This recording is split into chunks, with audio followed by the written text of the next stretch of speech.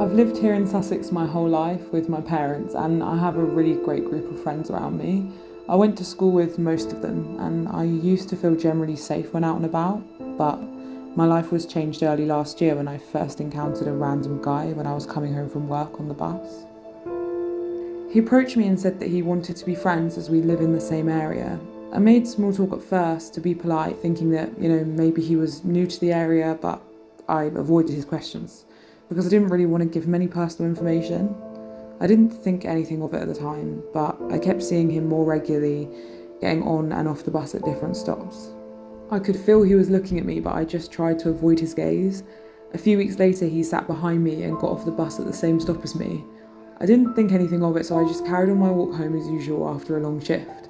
But he approached me and he started asking questions again.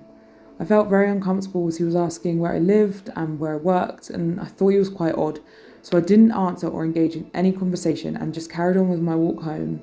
This went on for about 15 minutes. Despite my obvious discomfort, he said he would find out where I worked and where I lived, which I found extremely frightening. I started noticing him more and more. On the bus, he would get on a few stops after my stop on the way to work, and then he'd be there on the way home too. At this point, he started to follow me. I think he was determined to find out where I worked and lived, as he had already mentioned. So I started changing my route and going into shops after getting off the bus to hide from him.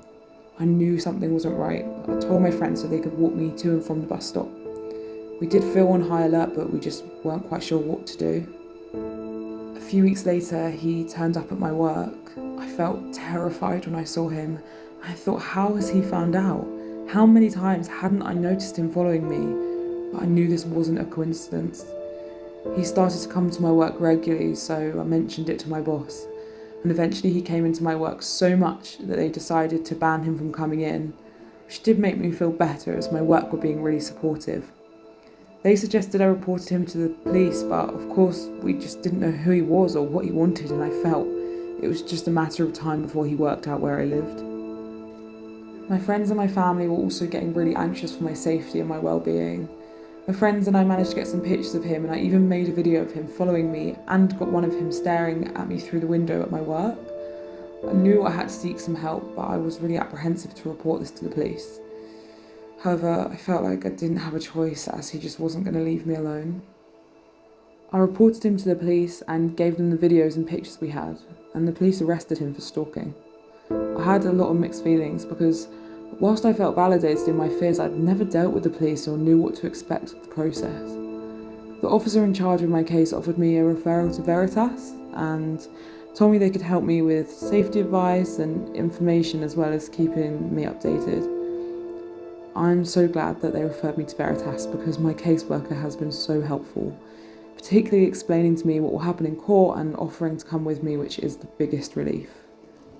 I'm so glad the police officer took me seriously, and I can tell that he works really closely with my caseworker, which makes understanding the process just so much easier. I've had a lot of questions and reservations about the case, but they've been happy to explain and address those. The case was sent to CPS and a charge of stalking was agreed, and I'm now waiting to go to court for a trial. This does play on my mind, but I know I will have support there and after if a restraining order is granted. Obviously, I hope he is found guilty, but beyond that, I hope I can move on with my life and just not have to think about him anymore.